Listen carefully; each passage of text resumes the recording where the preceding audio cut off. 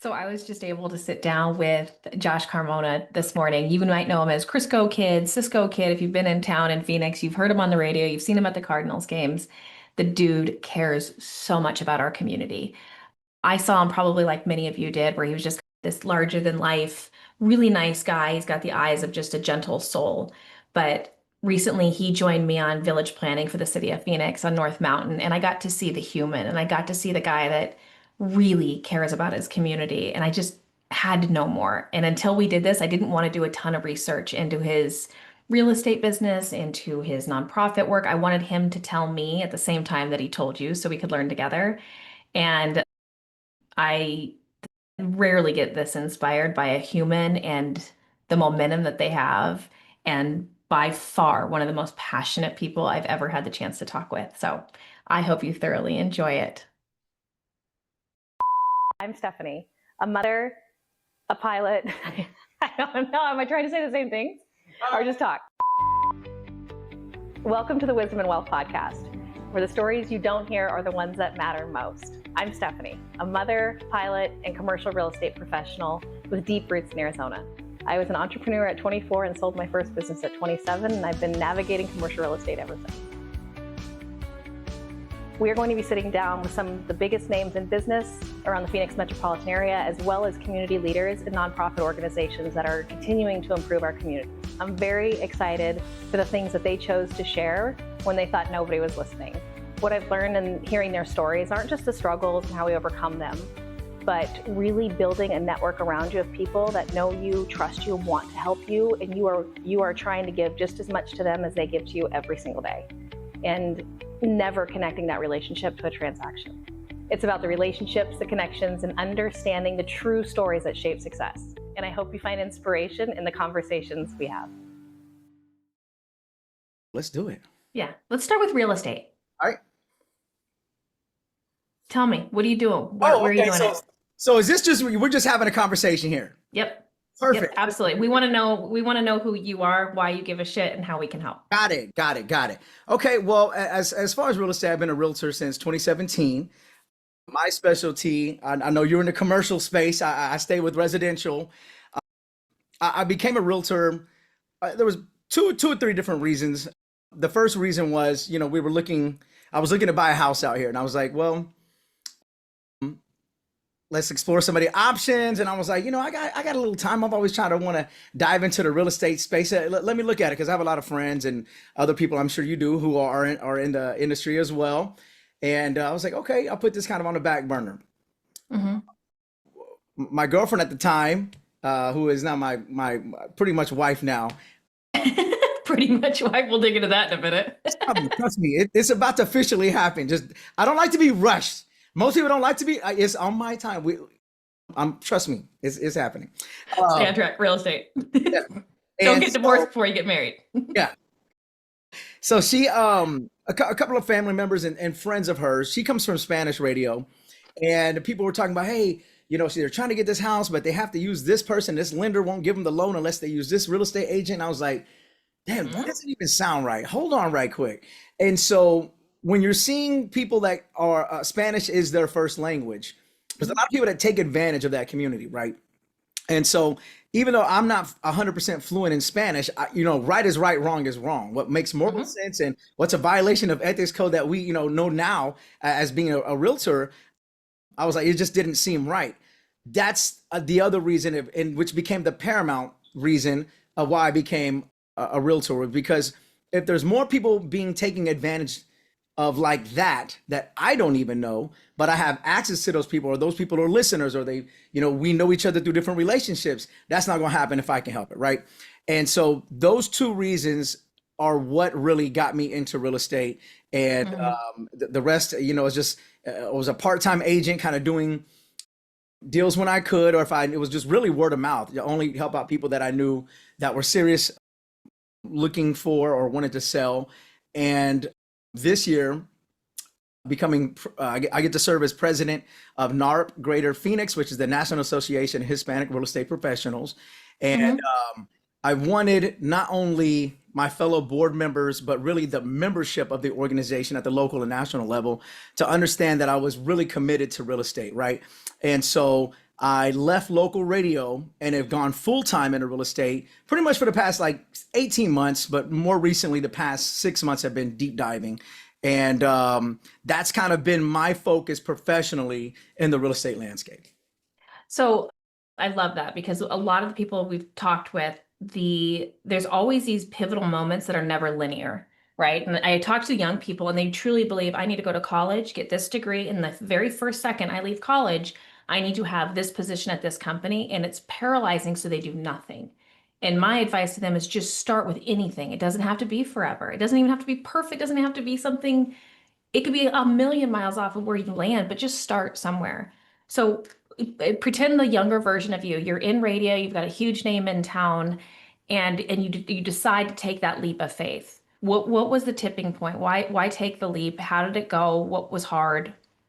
I think for me, I've always been the person that's never been afraid to take any type of leap.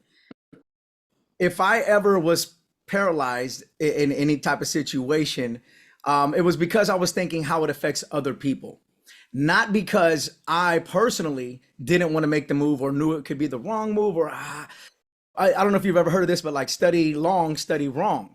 And so I Mm. think the more, and I got that from Pimp C, by the way, rest in peace, Underground Kings, UGK. But in one of my interviews, he had really said that. And he's like, the more that you keep thinking about making a decision, the longer you think about it, it's wrong. You got to know, study it, make the decision, and go. And so, with that said, in real estate, it was never, like I'm saying, it was never about, hey, am I going to go full time? How do I want to go about this? Am I going to be able to serve on this board? It was just about if I'm leaving radio locally, I'm still on Sirius XM with Pitbull's Globalization, Channel 13. You can catch that every weekend.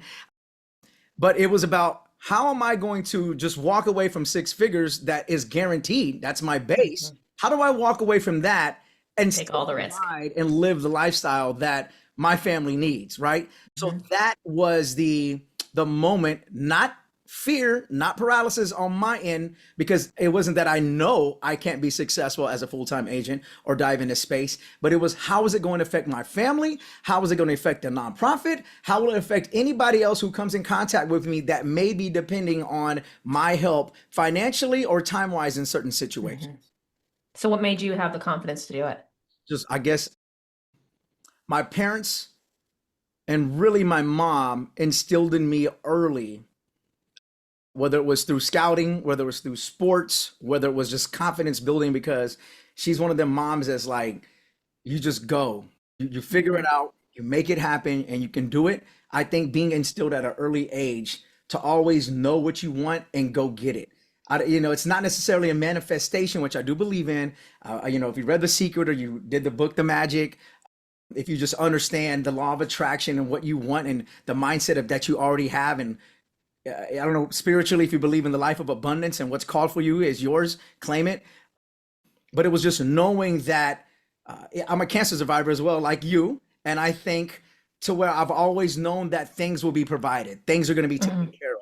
So I've Mhm. never had to freak out or panic and worry. And I know that some people are like, well, that's kind of insensitive, or how could you just say you never had to? Or what are you saying about anxious people? Or no, I'm just saying Mhm. that my seed was planted early to where I understood that it will be provided for.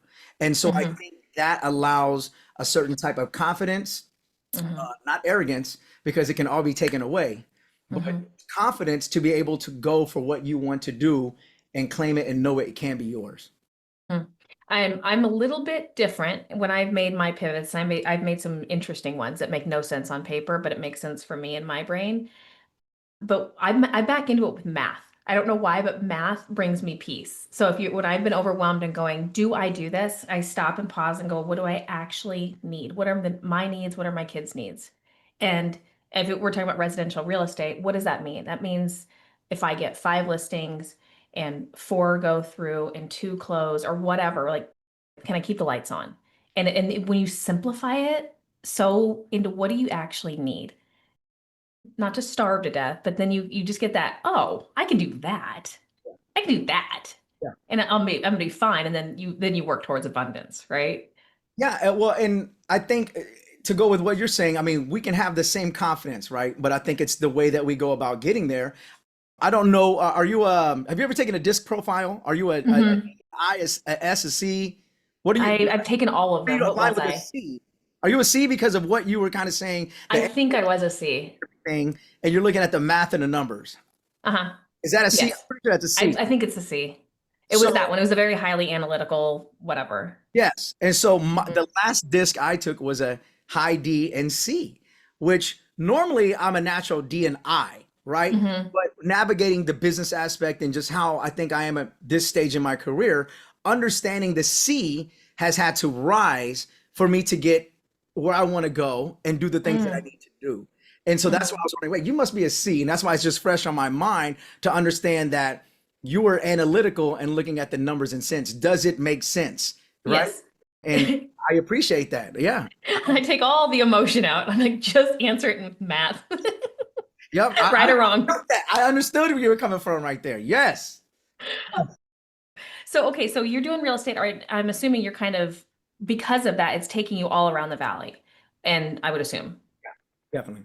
The specialty is, obviously whatever I can do central Phoenix. This is home, so I like to be in the area. I think this is Mhm. the side of town. We both serve on the North Mountain, Village Committee. And thank you, Madam Chair, for this opportunity. But I think this is home, right? I have Mhm.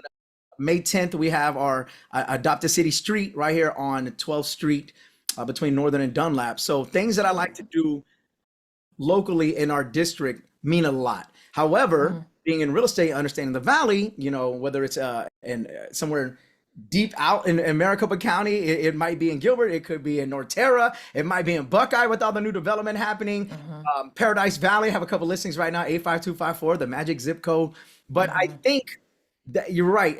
Understanding what is happening valley wide and what is important to some people and where they want to be as an individual or as in a family, I think that's been Mhm. really important. And radio has helped have these conversations and understand where people may be looking for to call their new home, or if they're selling, and who do I think or how would I target to find the next buyer that I think is going to be the right one for their property. Sure, sure. And then how do you, I mean, when you transition from real estate by day, nonprofit by evening, personal life by night, if you're lucky, how do you like, do you physically feel like you take one hat off and put one on, or does it feel like a continuous path for you as you go about your day? I think it's all in one. In radio, there is there's no switching hats per se. There's like a Mhm. time that you can take for yourself, but because, in cases you're representing A, your brand, B, another brand or a company, the station, and then they all intertwine, right? That's why I was kind of Mhm. doing like the infinity circle because it's all connected. Some of the greatest clients I've had have been because they've listened to me on the show. Also, working with the Arizona Cardinals as their in-game host, there have been clients that have come from that, or at least I'm able to get them qualified for homes or understanding just a little bit more what the home buying process looks like or selling. And so Mhm. by being who I am 24/7, pretty much, Mm.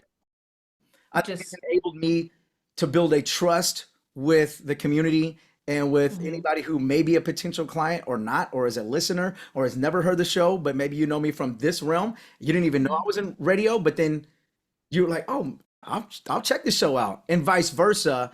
I think it's that trust and that consistency with who I am that builds that brand that people or your character that people Mhm. to be associated with or put their trust in you. And they feel like they know you before they know you. Yeah, yeah. But sometimes people create a character, right, in TV or in radio, and Mhm. when you meet them in person, it's like when they say don't ever meet your heroes, right? You meet them, and Mhm. all of a sudden they turn out to be real a-holes, and you're just like, that is Dang who it. I Yeah. never thought that would be. It's a Yeah. lie. It's a facade.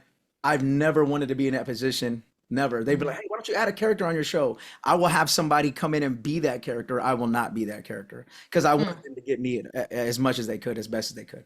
Good for you. And how many years have you been on radio? It's been 26. So this month, 26. April marked 26 years. And before that I started really young. Like this kind of comes back to that mindset, knowing where you want to go, right? Mhm. middle school, really high school, I knew that I would need to save money because I wanted to be a DJ. Started, collecting CDs, started collecting vinyl.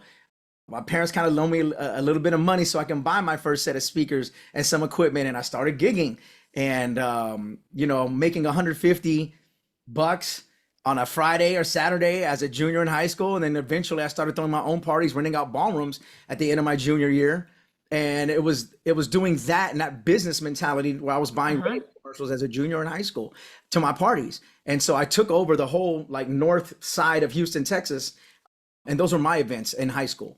And so, but it just goes to that mentality. Where do you want to go? What do you want to do? And one of my mentors are just a person who I looked up to in radio. Tejano was big when I grew up.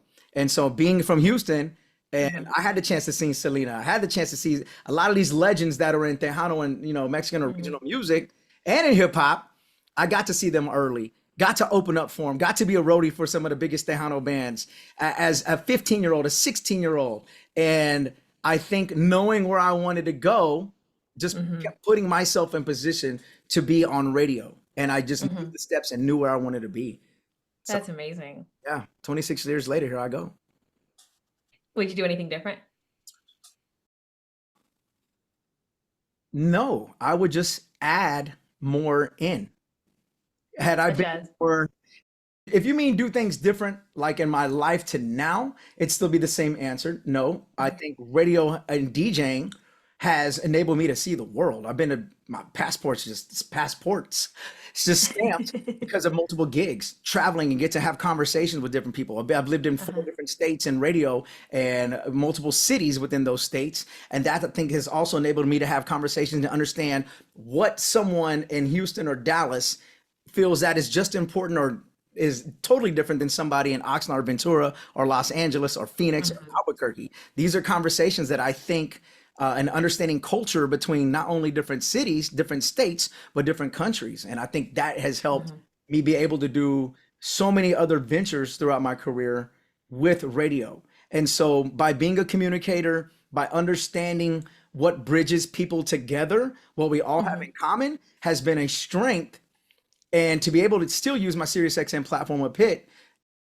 to even communicate with more people globally and see what we all have in common. And that's the Mhm. business, like that's the bread and butter. That's the base. Find the commonality. Yep. That's amazing. So I'm going to bounce back to real estate. That's most of our audience is commercial real estate, but anybody that's really kind of trying to learn the business of real estate, they know that there's an interest there and they just don't even know where to start. And when you brought up the Spanish speaking community, I don't even think that that's on many people's radar, whether it's a what that even looks like, what that feels like, what the problems that we could potentially assist with. It should.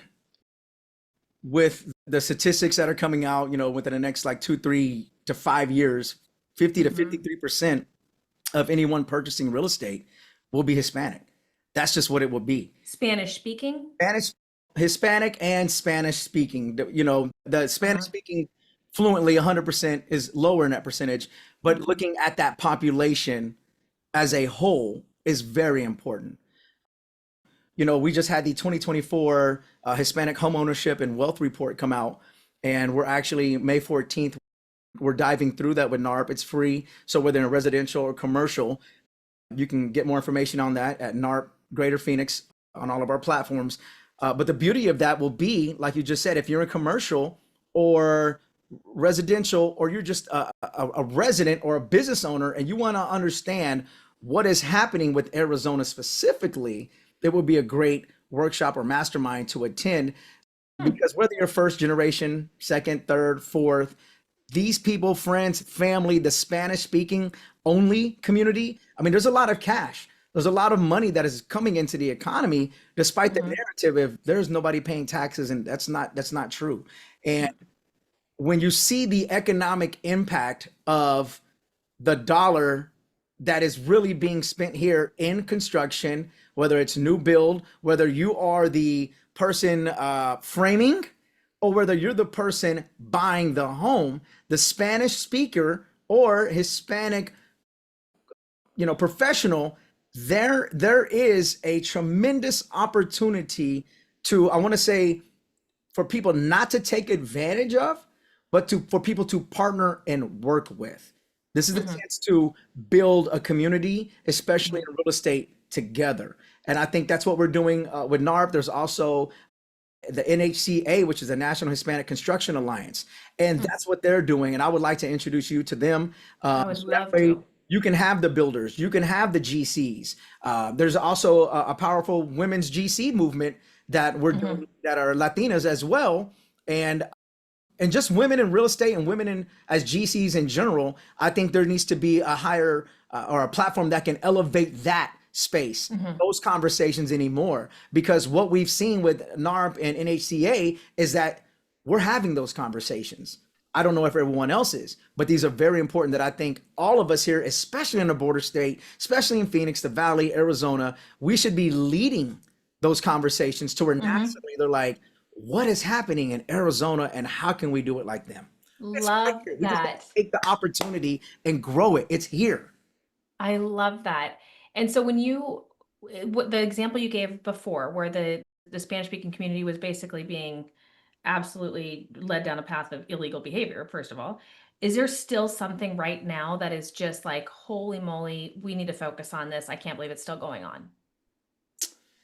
As far as in, Not appropriately going about business. Is there something that is today that I can rally some people around to go, that did you know that this is happening, or this is how we could better be? I know you mentioned the associations, but is there anything actually, still there? I will, and that's why I want to link you with NHCA. So you can Okay. see the statistics of from everyone doing every part of the contribution to how it all wraps in together in building a home or on the overall construction or the general contracting side, if that makes sense. Okay. I'll get you Yes. all those numbers. If I was to give you numbers right now, I would just be estimating, but we have to the dial numbers, and I want to get you those so that way I think that'd be fascinating. that the narrative can be and should be shifted, because not every Hispanic is an illegal worker trying to hang outside of a Home Depot. And that's such a misconception and a Mhm. stereotype and a stigma that there was a lot of money. There were a lot of great people that are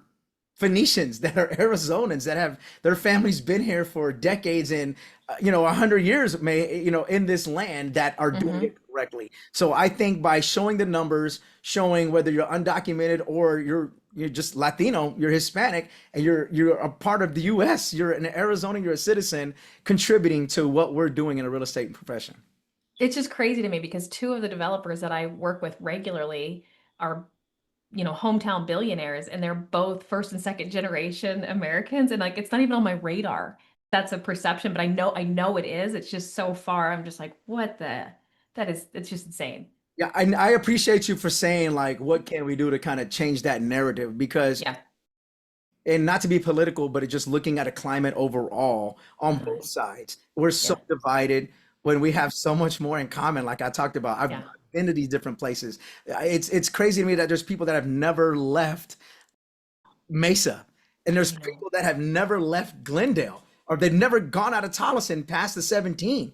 And when you have people divided and hating each other and basing their perceptions off stereotypes and what these other people may be saying, but have not ever experienced across the Mm, valley, I it just shows that there is an opportunity for us to educate and show what we have more in common and how we can really build this state to be the best state that it can be. That's yeah. period.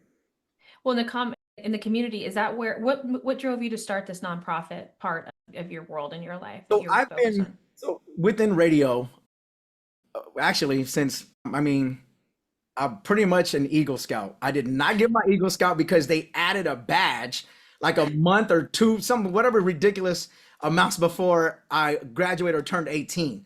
So I tried to appeal it, I'd already done my Eagle Scout project. So scouting and giving back had always been like a part of the saying was leave the campground better than how you found it, Mhm. right? And so that was the deal. And so that's just been again with my mom, my dad. He was a football coach. If you ever saw Friday Night Lights or read the book, my dad was the coach on the losing side at Permian, Odessa, not Odessa, Permian, Port Arthur Jefferson, the Yellow Okay. Jackets.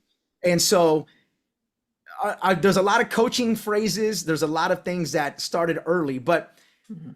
that enabled me to understand community service and giving back. By the time I got in radio and really I had cancer '03, '04, yeah, '04, and that was 20 years last year. And it really put changed my perspective to where when I would see people come in and get treatment, they were like, oh man, almost like an attitude of they were too good to be there. Like, bruh, none of that matters. Doesn't matter how much money you have, doesn't matter who you're sitting next to. It does not discriminate. It doesn't matter. We're all in the same Mm-mm. place and we all have that needle dripping that same chemical through our veins, through your port, wherever you're connected to. And that it was another pivotal moment that made me think like, it doesn't matter. Here's what we have. Mm-mm. There's people, there's little kids that I would see. At one point, I was in a room for a week next to the kids unit at MD Anderson, the George Foreman wing, and it rest in peace. And it was so tough to see those little kids go through something similar to what I was going through at 4 years old, at 10 years old. And I'm thinking, these are the little heroes. These are the people that are fighting and they're still trying to figure out puberty, emotions, like how to, middle childhood. They're trying to figure all this out. And I'm like, I got to start doing more to where some of the little kids and some of the parents didn't even have a place to stay. So like I remember the Ronald McDonald House would put people up and other smaller nonprofits. This is in '04. So it wasn't like it is now. That was even more limited. So how can I give more to some of these organizations?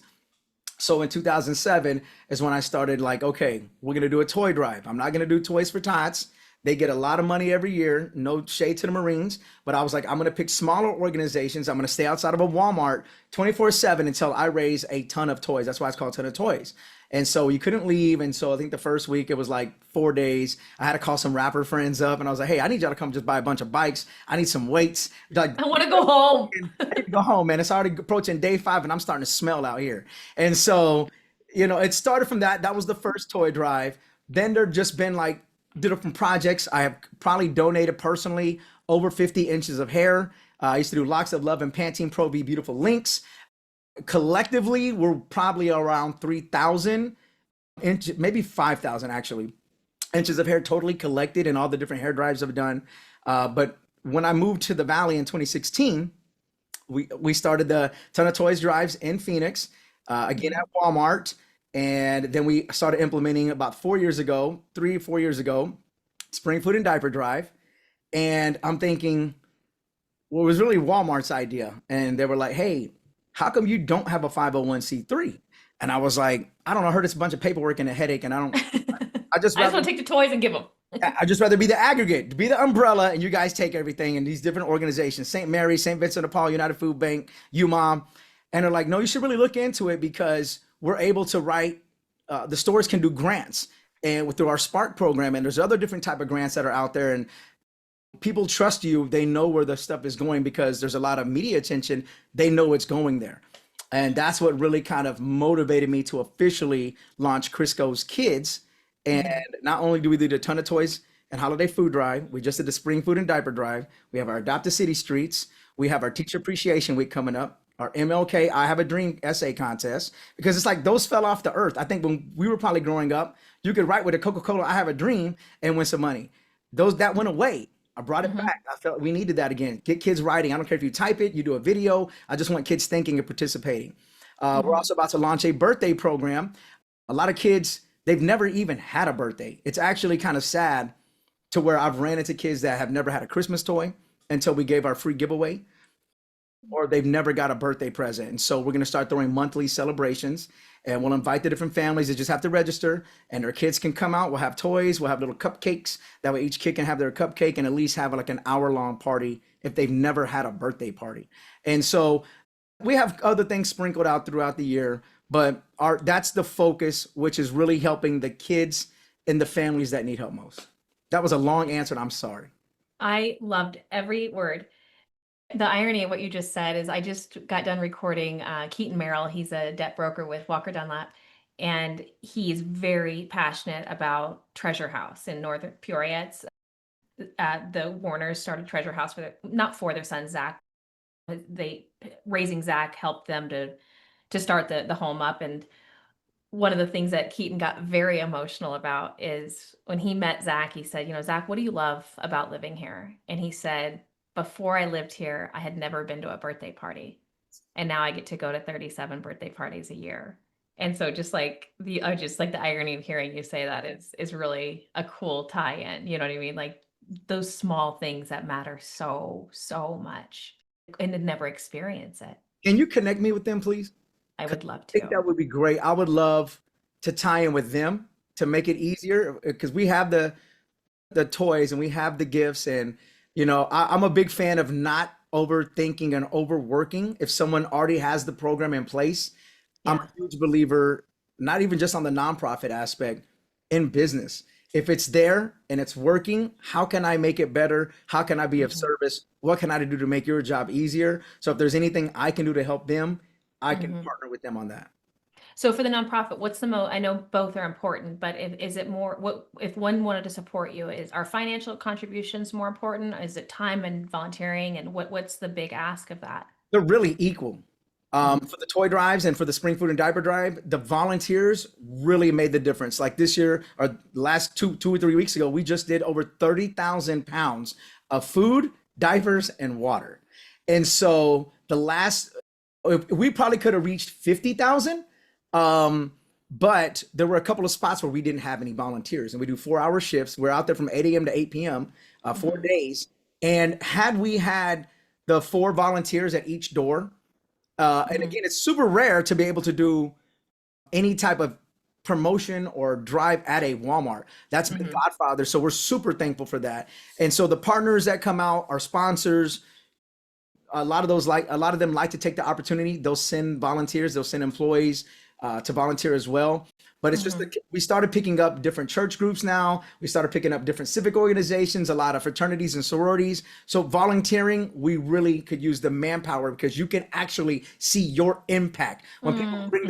their canned goods out, their diapers or the toys, and they're like, they put it in the box or the basket in front of that volunteer, like I'm Hmm. getting goosebumps because they see Yeah. by them handing out the piece of paper or saying what are they doing there today, here's the items we need, and to bring it back to them, they can immediately see the impact of what they're doing. They know it goes into the container, and then they know that one of our organizations will be picking that up.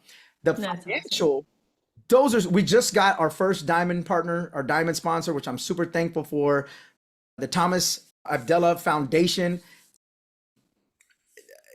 Super thankful for the amount that they did for the past 2 years. Because of them, we've able to donate about over $60,000 to not just our organization, but also to St. Mary's, the Hmm. Hawaiian Foundation when we were working with them, and other small checks have gone out because of them. And we have significant donors at 10,000, 5,000, 20, 25, 30, that helps us not have to depend on the donations that come in as far as the like Hmm. toys. Maryville and other smaller communities like on the south side, they give so much. Most communities that have the least give the Give the most most. all the Hmm. time. Hmm. And so I was like, I'm tired of taking. Hmm. That's why the financial donations that come in now, we can do the toy giveaway. We did over 700 different kids at Christmas time in the Walmart parking lot. We did a drive-through mobile kind of toy giveaway. 700. That's crazy. Our goal was 300. Went to 500 and we reached 700. But That's because I amazing. didn't have to depend on Maryville and other smaller Uh-huh. communities coming out to donate, it's the financial sponsors, the corporate sponsors, community partners. We could just go in there shopping, and they could bring their crew, they can bring their company, the CEOs, whoever, and we just go shopping and fill up the carts. And they Yeah. know that hey, in 3 or 4 days, all the toys they got will be given out in that parking lot. Same thing with the diapers. My goal was going to be 100,000 diapers. We fell short, but if we had more sponsors donating like that, You more fill the gap. diamond, gold, that would help us not have to depend on people, bringing Hmm. all the supplies that we need, and we can just give. If I could just give giveaways, that's what I would do all day long. Mm. Just sling the real estate on the side. Yes, they both work together. So I'm telling you, it all works together. It all works. It really does. And that's really one of our big goals is to take these large corporations that are either up in this part of town that are really aren't connected and they really don't know how to engage in our community and really start to talk to them and get them together and go, this, if you want to dial in, these are the people, these are the places. do something, start somewhere, and hopefully chart. They're just, this is islands out here lately with all this new money and these new players that I don't think that they know how to plug in, or they haven't been asked. And you hit it right on the head. I think the companies, the CEOs, the agencies, whoever doing their PR and community outreach, if they really want to dive in with the community, if they want the community to buy in, how many times have we been in different meetings and the community shows up? I love those communities because I think they actually care what is happening. They And really do. which developers who have reached out to really gauge, are they Mhm. adding, are they contributing to the community? That means a lot to me. And I think if we have more conversations like you're building, like what you're doing is so amazing, because if we can get more of these companies, developers, GCs, and I know the GCs probably like, well, I don't care. I'm just here for the, I'm here for the gig. We're going to hire the right people. We're going to build whatever we got to build. But if they can start understanding things that are important in different pockets, different neighborhoods across the valley, how much more valuable would that make the GC? Would that make a developer to understand what each community, what each neighborhood, what each HOA, which each civic organization is, what's important to them, and to understand and walking in with potential clients and saying, I would love to develop this because I know this civic club. I know these people, and here's what's important to them, and I know how to deliver that to them. That is so smart. And if I'm on board to help you build and be a part of helping all of us get on the same track. I love Well, it. and to your point too, I come from the GC world, and it was so fascinating that, to your bang on, where it's just go in, build the thing, permit pass, and get out. Live to see another day. And the projects that we would get on, that, like, there was a downtown nonprofit where the community did come out, the people wanted to know what was going on, the field staff got to understand what they were actually building and how the art was going to go on the walls and how the kids were going to be impacted. They fell in love with that project that they have to go look at every day, Monday through Friday, for 6 to 9 months of their life. They loved what they were building versus just build a thing and go. So it was a total win-win. You know what I mean? Like, those people that are on those types of projects leave there with their cup totally filled. Whether it was the biggest, sexiest project, don't care. It was the fact that they felt like they put something somewhere that matters to somebody. It's special here. Like Hmm. I said, I lived in different states, I lived in different cities, but I really, truly am happy to call Phoenix, Arizona home. There's just so much opportunity here. We're not too big to where people get lost. We still have that community feel, Yes. especially if you're tapped in with your neighborhood and your side of town, or just other clubs and people you can be connected with. It really Mhm. truly makes a difference, and that's what I love about Phoenix right now. We're still there, and I want us to keep it that way too. Same. Yeah. And we always want to be the last one, right? The last one here. Just hold on. It's like having that 11 or 12-year-old right before they turn into a teen. It's like we want you just to stay right there. I know. I appreciate you so much. Thank you so much for doing this. And we're just going to keep on keeping on. And we officially launch in a couple weeks. So I hope we just get so much momentum and start to connect all these really beautiful dots. Well, thank you for the time. Thank you for allowing me to speak and just share a couple of things that I'm doing. And again, whatever you need, however I can be a service, please just call me. Let me know I'm there. Okay. Careful what you wish for. I'm with it. Thank you. Thank you. Bye.